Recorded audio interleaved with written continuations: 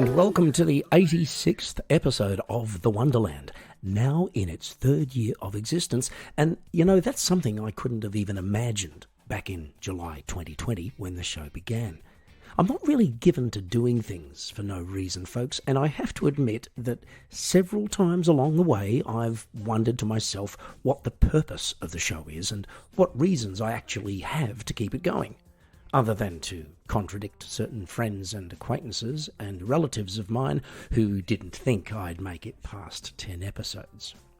Well, fortunately, those people are all dead now, and I think everyone here at WonderLand Studios is pretty happy to be part of one of the undisputed bright spots of contemporary podcasting, at least as long as young Phil back there in the control room keeps getting the paycheck. Right, Phil? Yeah, whatever. Sure, lots of enthusiasm and... Anyway, look, just in case you're new to the show, my name is Geoff Healy. I'm an Australian singer-songwriter, piano entertainer, comedian, amateur barista, chronic overthinker, and whatever else you think I might be. And the WonderLand is basically my personal take on things. Often ridiculous, occasionally serious, but never entirely predictable and hopefully, therefore, entertaining. The show's made up of different segments, each with its own flavour, with a bit of music and complete lunacy thrown in every week just for good measure. So if that's the way you like your podcasting, you've come to the right place. Anyway, on with the show. And before I forget, which is always a possibility, I'd like to talk a little bit about the subject of inspiration. As a creative person myself, I've always been really interested in how this mystical force works and how it varies from person to person. Not just as far as music is concerned, but, you know, also things like painting, writing, accountancy, or really any type of creative endeavour. So, in an effort to unravel this particular mystery, we are now going to head into our first regular segment of the show, commonly known as Theory Time. Yo, you can't know what you can't know. I'm gonna tell you what I think I know. And I know what I know. This is what I know. Theory Time. And welcome to Theory Time. So I was talking with an old friend of mine this morning who I first met way back in the mists of time when I was a newspaper journalist in Australia. And he is now an author. And it was really interesting to hear that his inspiration can sometimes be an incredibly small thing, you know, like a word or the sight of something, a simple thought, something so apparently insignificant that you'd think the only thing it would inspire would be nothing at all. What was also interesting about it is that I find the same thing myself. I can sit down with a guitar or at a piano and sometimes before even playing a note or after playing a few chords, an idea will come to me for a lyric or a groove or a tune or rhythm. It's bizarre. Now, it's true that songwriters are usually surrounded by music in one way or another, and authors usually read a great deal, but this feels like something else. See, to my way of thinking, if one is surrounded by the works of other people, there's always a risk of subconscious plagiarism. In other words, that you're going to be influenced to somehow recreate something that you've heard or read recently without being consciously aware of it. For this reason, and it might sound odd, I never listen to podcasts. Not at all. Now, that isn't to say that I don't like them, or there aren't a lot of really great ones out there of all types, but I somehow feel the need to insulate myself from other influences, thereby preserving the personal creativity in my own show. Now, I'm very sure that there are other podcasters who do the same thing as me for the same reason, just as there are a lot of others out there who do listen to other podcasts, hoping to find techniques to improve their own show. And that's totally understandable. See, I can imagine this being more important if you have a podcast with a specific commercial purpose and there are proven models with which to work. But I feel that a show like The WonderLand needs to be, its own organic, spontaneous animal, coming right out of my head with no filter other than some kind of quality control in terms of structure and audio quality, which hopefully doesn't get in the way of the content. which I fully realise is consistently inconsistent, but that's exactly the way I want it to be, for whatever reason.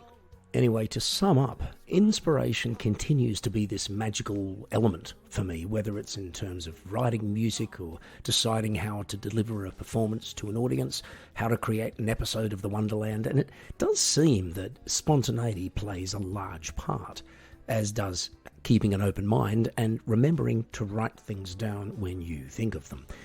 And maybe that can apply to life as well. I don't know. I think I'm going to make a note of that. Whatever it was. This is what I know.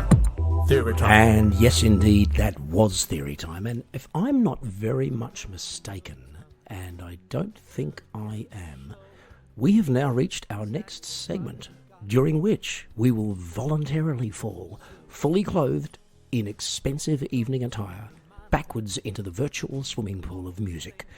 That is Song of the Day. And today we're going to travel all the way to Germany to check out one of my favourite bands, The Mergers.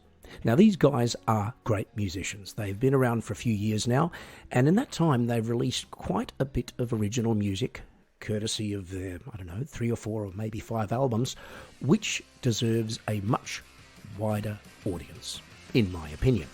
Anyway, here's a track from their latest album, and this one's called Out of My Way.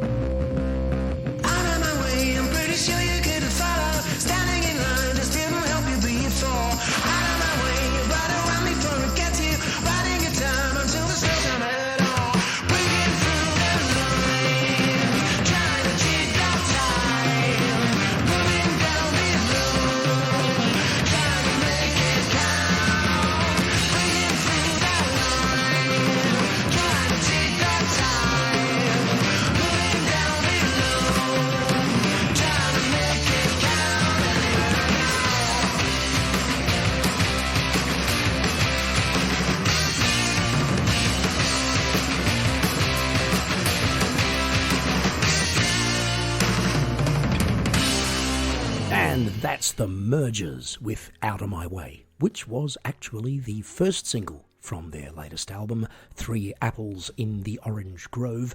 And needless to say, you will find all of their albums and singles on the music streaming services. And you can also check them out on their website, which is www.themergers.net. One thing I like about The Mergers is that to me, they're overwhelmingly a good time band. And it's hard not to feel up whilst listening to their stuff. And while we're on the subject of having a good time, I reckon it's now a good time for Good Times with Big Geoff and Little Kev. We are here again, Kevin. Here we are again, Geoff. I don't know. It feels like just Yesterday. yesterday. So what you're saying, it feels like yesterday? It feels like just Oh, I see. So I thought it feels like yesterday, as in moments ago almost. it like right now feels like yesterday means it could be yesterday, but it's not. It's today, but it could be yesterday because it feels like yesterday. Is this not what you're saying? You're very, very complicated, Geoff. I don't understand what you're saying. Could you say that in English, please? Not really. No, I don't think so. But I did want to talk about irony, Kevin. I want to talk about irony. Okay. Oh, how ironic. Well, exactly. Okay. Now, think about irony. Let's just consider that word for a moment. Okay. Now, you've got iron, right? Mm-hmm. And then you've got knee. You've got iron knee. It's like old iron sides, iron knee. Doesn't sound quite as imposing, though, does it? People talk about old iron sides, which I think was a battleship, if I'm not mistaken. Am I not mistaken? And there was actually a TV series, I think, in the 70s called Ironside. There was indeed. So now we've got iron knee, which is not quite as imposing, not quite as impressive. No. However, Kevin, just as interesting, and I'll tell you why. Because if you have to iron and you only have your knee to put whatever it is that you're ironing on, I would suggest that you have a problem. Iron knee. Yeah, that would be... Yeah, unless you... That would be iron... Well, if you had to iron a shirt and you had no ironing board because you had your keyboard sitting on it, right, and Yes. you did not want to take the keyboard off the ironing board, right, so you decided, Right. you elected to iron your shirt on your knee. That would be iron knee, irony, irony, not an irony. Irony. If you say it really quick, it sounds like you're an Irishman saying irony. Arnie Schwarzenegger. Which is short for Arnold Earl Schwarzenegger, of course. Arnie. Did you just say Arnold Earl Schwarzenegger? Is that his middle name, Earl? Yes. It is. Yes, it indeed. is. Yes. Iron. Really? Well, yeah, isn't he the Earl of Schwarzenegger?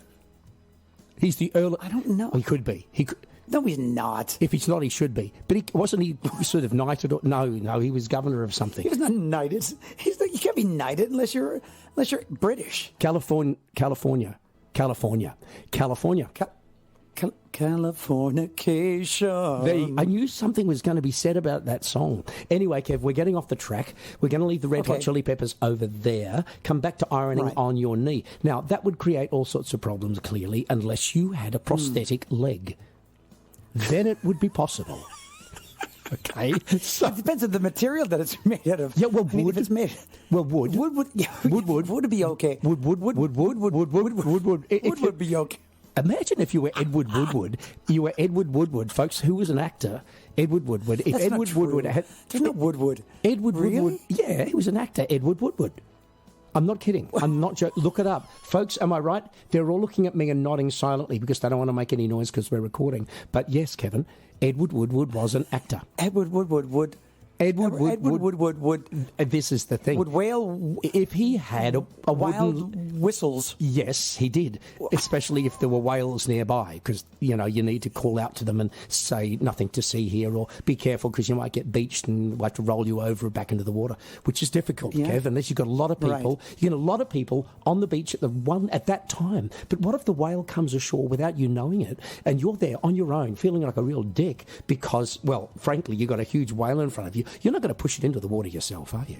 Now listen to me, Geoff. Here's the thing. Okay, what's if the you thing? had an ironing problem, and then you were suddenly imbued with a secret, like strength, like almost like a superhero, then you could be Iron Man. Oh, see, this is... Kevin, this is brilliant. This is precisely the reason that we have you on Good Times, because this is the sort of perspective that you need to kind of drag us kicking and screaming back into some semblance of logic and fail every time. But we do appreciate the effort. Exactly. No, but We appreciate the effort. No, but that's great. The world's about to end. Who will save us? There's a knock on the door. You open up, and there's Iron Man. And he's like, no, just before you get too excited, I'm not that Iron Man. I have come here with my sunbeam and my... do you happen to have an ironing board? No. Okay. No, I just have a wooden leg. I have a wooden leg. You'd be fine because he could fulfill his function, Kevin. And sometimes in life, all you need to do is to fulfill your function. Fulfill a function. Yeah. I love it. We were talking about Edward Woodward, and you didn't think he was a real thing, but he is. Okay, so what was it? What could he have been Iron Man, though? If Robert Downer Jr. I don't think it's a real Robert person, Downer, is it? No, was it No, Downer. No, Downy. What? Downer. Downy. You don't take Downy. uppers and down. No, well, you you do. only use that for clothes. Uppies and downies. Well, It's only- look, you only get uppies if you're a kid. You're uppy and downy. He was on uppies and Then it's downies fun. at one But, point. you get older, all the E's go out the window, and you're left with uppers and downers, and that's not good, Kev. Anyway, look, Edward would.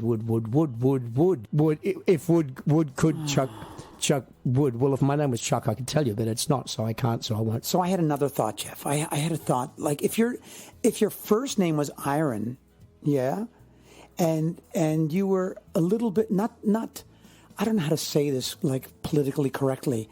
You were dumb as a stump. Yeah. Okay. You could be right. That's. Yeah, that's. You could be like a single syllable person that would say things like, "My name is Iron. Iron needs food. Iron need food. Iron need. Right. Well, yeah. No, you could get away with that because this is it's simple survival, and not only that, Kevin, but it does complete the Marvel universe kind of loop because you've got. You sound a bit like the Hulk. When he's being the Hulk, he talks a bit like that. Right. So, folks, this is a bit of Hulk. Yeah, thank you. Bit of Hulk. Kevin need brain. Yeah, Kevin need brain. But hey, folks, this is nothing new. Anyway, no, but he does raise an excellent point, folks, because irony. That's all I want to say. Good times with Big Geoff and Little Kev. And yes, that's another episode of Good Times under our belt. And some of you out there might be wondering why it's the only segment of our show which isn't transcribed. Well, there's a very good reason for that. And it's simply that in addition to defying description, it also defies transcription. So there you have it. Anyway, Little Kev and myself will be back again, yes, on the next episode of The WonderLand with more essential verbal intercourse. So stay tuned for that. Now, one of the first songs I ever wrote and recorded for an album was called Don't Need a Reason. And it wasn't a particularly deep or meaningful lyric or even a remarkable song, but the title has given me a spark of an idea for our next segment. So let's see what happens when we pick that ball up and run with it directly towards the unprotected goal of Geoff's Thought of the Day. I was thinking about something, I think it was the thought of the day. I think it was the thought of the day. And welcome to Thought of the Day. In 1687, a rather clever bloke by the name of Isaac Newton published a thing called The Mathematical Principles of Natural Philosophy, in which he identified what are now commonly known as his 3 laws of physics. Now, these went on to be universally acclaimed as immutable laws and pretty bloody terrific in themselves. But I'd go even further in proclaiming their relevance and say that one of these laws also neatly explains the concept of karma. Now, if you were to ask me what the hell physics has to do with Eastern spiritualism, let alone what any of that has to do with the title of my first album, I'd say, good question, let me explain. And that's what I'm going to do right now. So buckle up. All right, so there are out there in conversation land a bunch of routine answers to common questions, such as just because and I just do, which are usually considered to be a tad vexing. These answers are usually frustrating to the recipient merely because it's actually very difficult to argue with them, and they are in themselves a declaration that further discussion/negotiation regarding whatever it is now at an end. It's often thought that this is a rude and immature way to express oneself, but I'm beginning to feel differently about that. And what it boils down to is this: do we really need a reason for everything that we do? I don't actually think so. What I do think is that if you spend the majority of your waking hours acting responsibly, considering the feelings of other people, being aware of the environment around you, and doing your best to be helpful where and when you can, I think that you also absolutely deserve moments of non-explanation when it comes to your personal choices. And quite honestly, if other people are unhappy with that on those occasions, that's their problem, not yours. On the other hand, if you happen to be a selfish little shit who simply lives moment to moment and does whatever he or she wants to do whenever he or she wants to do it, and expects no negative consequences for it, you, my friend, are rightfully in for a world of hurt, entirely of your own making. Now that might sound a tad harsh, but it's just fact. And whether or not you believe in karma, I believe it's reasonable to say that consequences are karma in action.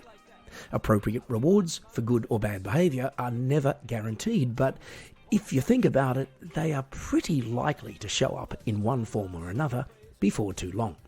Which brings me back to Sir Isaac Newton, who was later knighted for being very clever, and what's commonly known as his third law, often paraphrased as to every action there is an equal and opposite reaction, which for me is absolute proof that science and spirituality can and absolutely do coexist. And I would call that another WonderLand win. I think it was the thought of the day. And on that gobsmackingly interesting note, we bid farewell to Thought of the Day for another episode, and quite conveniently, the episode itself. Thanks for joining me, folks. Thanks to Little Kev for making it into the studio without killing any elderly cyclists, and thanks to Sir Isaac Newton for theoretically confirming that I'll probably regret that comment at some point. Anyway, it's now time for us all to return to our normal lives, whatever that means. So take care of yourselves, people, and we'll see you back here bright and early Friday after next for yet another mind-bending episode of The WonderLand. Gotta get back to just WonderLand.